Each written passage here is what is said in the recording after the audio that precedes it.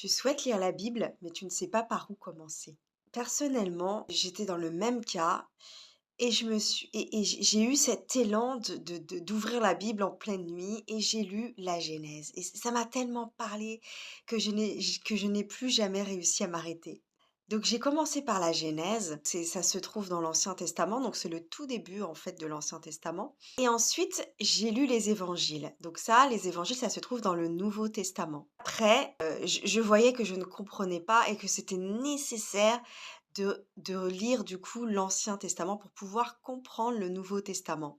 Ça s'est fait comme ça en fait et j'ai tout lu après de manière, chronologique. J'ai tout lu à la suite en fait. Il y a certains passages que j'ai, survolés parce que je ne comprenais rien et je me suis dit: «Bon, bah, quand je relirai la Bible, j'aurai d'autres compréhensions», mais je ne voulais pas lâcher, je ne voulais pas lâcher. Donc j'ai préféré survoler les passages que je ne comprenais pas, pour pouvoir vraiment aller jusqu'au bout de la lecture. Pour vous rassurer, il y a des fois, on ne comprend rien, mais en fait, à force de lire et de persévérer dans la lecture, il y a des choses, on a des déclics, on a des choses qui nous viennent. Donc vraiment, ne vous arrêtez pas au fait que vous ne comprenez rien. Ne vous arrêtez pas à comment faire. Les choses vont se faire naturellement. Moi, ça s'est fait comme ça. Certaines personnes conseillent de lire un chapitre de l'Ancien Testament, un chapitre du Nouveau. En fait, ça dépend vraiment de comment vous vivez la lecture de la Bible, en fait. La seule chose qui est importante, pour moi en tout cas, c'est vraiment de se consacrer chaque jour un petit moment pour lire la Bible et après vous verrez comment vous allez faire en fait. Vous verrez comment vous allez être guidé.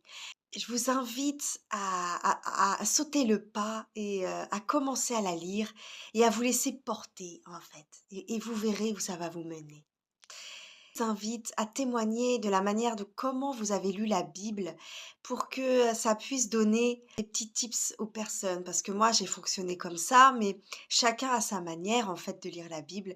Donc partagez dans les commentaires pour que ça puisse donner l'élan aux personnes de lire la Bible.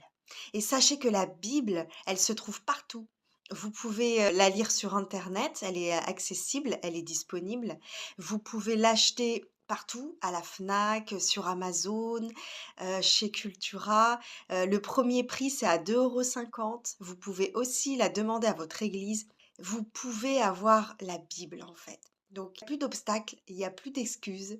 C'est à vous de jouer maintenant.